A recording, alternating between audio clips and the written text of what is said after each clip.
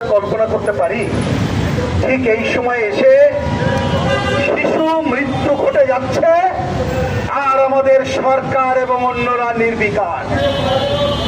একটা পার্লামেন্ট আছে, সেখানে এটা নিয়ে আলোচনা হলো না।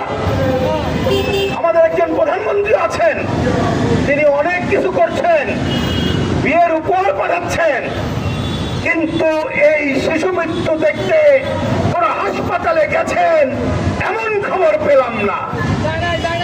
আমাদের একজন স্বাস্থ্যমন্ত্রী আছেন, তিনি মুক্তিযোদ্ধা, তিনি পার্লামেন্টে আক্ষেপ করে বললেন 2004 সালে পাকিস্তানে গিয়েছিল, পাকিস্তানিরা তাকে নাকি ধর্ষণা করেছে মুক্তিযোদ্ধা হিসাবে, সাথে একজন রাজাকারের সাথে গেছিল।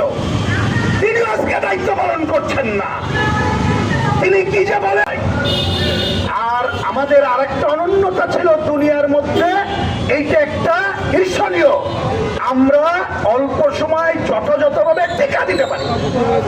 তাহলে এবার ঘটলোটা কি? স্বৈরাচারী সরকার বিদায় দিল, কিন্তু স্বৈরাচারী সরকার তো একটা বাজেট দেখে গেছে। এখন তথ্য বেরোচ্ছে এই খাতে, মানে স্বাস্থ্য খাতে 41,407 কোটি টাকা তারা রেখে গেছিল। তাহলে টিকা কেনাই তো অসুবিধা হওয়ার কথা ছিল না, কেন হলো না? কেন? তথ্য বেরোচ্ছে কালিলুর সাহেব ব্যস্ত ছিলেন, ওনার গ্রামীণ ব্যাংক আছে, গ্রামীণ ফোন আছে, ওইটার কিভাবে আরো বেশি সুবিধা আদায় করা যায় গভর্নমেন্টের কাছ থেকে। উনি যে ট্যাক্স ফাঁকি দিয়েছিল সেইটা কিভাবে মওকুফ করা যায়, নিজের যে অনিয়ম ছিল, ওনার নামে যে মামলা ছিল, এটা কিভাবে প্রত্যাহার করা যায়, কিভাবে ইউনিভার্সিটি নেওয়া যায়, ওইটায় ব্যস্ত ছিল। আর নুরজাহান নামে আরেকজনকে স্বাস্থ্য মন্ত্রণালয়ের দায়িত্ব দিয়েছিল। আমি ভাই পত্র পত্রিকায় পড়তেছি, ভালো জানি না, সে নাকি 3 জনকে দায়িত্ব দিয়েছিল। তারা ইউনিসেফের কাছ থেকে আমরা টিকা কিনতাম, এসে বলছি ইউনিসেফের কাছ থেকে কেনা যাবে না। এটা কোনোদিন শুনেছেন ভাই? ইউনিসেফ বলে হুঁশিয়ার করছে কেনা যাবে না।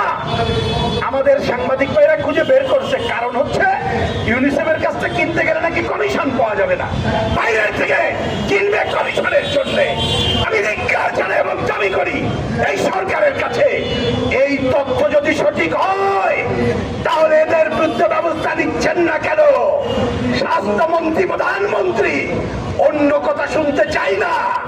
কোন অজুহাতে, কি কারণে আজকে যারা দায়িত্বে ছিল ডক্টর ইউনূস সহ তাদের বিরুদ্ধে ব্যবস্থা নিচ্ছেন না?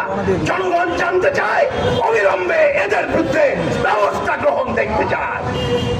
বন্ধুগণ, বলেছিলাম আরেকটি মৃত্যু দেখে টিকা আনার প্রচেষ্টা চলছে, আপনাদেরকে ধন্যবাদ জানাই।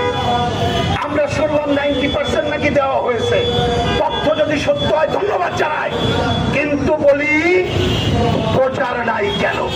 কেন জরুরি অবস্থা ঘোষণা করে কোভিডের সময় যেভাবে জরুরি অবস্থা গ্রহণ করেছিলাম হচ্ছে না কেন? এখন মারা যাওয়ার খবর দেখছি, আমি আক্রান্ত হওয়ার পরে আইসিইউ নাকি নাই। এটা অদ্ভুত জিনিস দেখবেন, আমি সাংবাদিক ভাইকে অনুরোধ করবো, আমি তো ভাই সাংবাদিক না, যদি দেখি যখন একটা প্রচার প্রোপাগান্ডা হয়, ধরেন একটা হসপিটালে গেল, হসপিটাল চিন্তা করে যদি সে মারা যায় তখন সে নিজে না রেখে আরেক জায়গায় পাঠায় যায়। এইটা চলবে না, প্রতিটি হসপিটালের দায়িত্ব নিয়ে কাজ করতে হবে। আইসিইউ কেন থাকবে না? আইসিইউ মানে লক্ষ লক্ষ কোটি টাকা খরচ করে বড় জিনিস না। আমরা ডাক্তারদের সাথে কথা বলেছি, আমাদের ডাক্তাররা আছে, বলেছে জরুরি ভিত্তিতে অক্সিজেন সাপ্লাই সহ যদি যোগ্যতা সম্পন্ন ডাক্তার নিয়ে টেম্পোরারি আইসিইউ করা যায় তাহলে সেইটা করে মানুষ বাঁচান। ওই সেই ভূমিকা তো দেখছি না। আর খবর বেরোচ্ছে যে আক্রান্ত হওয়ার পরে যদি বাড়িও যায় রিস্ক থাকে, কারণ এই যে গরিব মানুষ, সাধারণ মানুষ অপুষ্টিতে ভুগছে, তাহলে পুষ্টিকর খাবার দেন, এই কাজগুলো করেন। এইটা যদি করা যায় তাহলে আপাতত হয়তো আমরা শিশু মৃত্যুর হার কমাতে পারবো। আর বিচার করতে হবে যাতে আর কেউ কোনোদিন এ ধরনের অনিয়ম না করতে পারে। একই সাথে শেষ কথা বলি, আমাদের আচ্ছা যতটুকু দেখা যায় এটা আমরা বাড়াচ্ছি না। লিসা যে ছবিটা এঁকেছে তাতে আমি এক নজরে দেখলাম ইউনূস সাহেবের চেহারা। এক হাতে টাকা বা ডলার দেখতে পারবেন, আর এক নিচে নিচে নিচে আমরা দেখতে পাচ্ছি। আচ্ছা, পরে আমরা পাঠিয়ে দেবো, আপনারা হোয়াটসঅ্যাপে দেখেন। নিচে দেখা যাচ্ছে শিশুর হাত পা ভাঙা লাশ, আর এক হাতেই দেখা যাচ্ছে কোনো একটা অঙ্গ। তার মানে আজকে বাচ্চা শিশু ক্লাস 6-এ পড়া লিসার অনুভূতি ডক্টর ইউনূস সম্পর্কে এইটা। আমি বিনীতভাবে সরকারকে বলবো, এরপরেও যদি ইউনূস সাহেবের প্রতি আপনাদের মোহ থাকে, তাকে বাঁচানোর চেষ্টা করেন, তাহলে শিশু থেকে শুরু করে বাংলাদেশের মানুষ ঢুকে দাঁড়াবে। এই ঘটনার সাথে যারা জড়িত তাদেরকে শাস্তির সম্মুখীন করবে। এখন আমরা হাসান হাফিজুর রহমান সোহেলের নেতৃত্বে আমরা স্বাস্থ্য মন্ত্রণালয়কে আমাদের স্মারকলিপি প্রদান করব। ধন্যবাদ সবাই।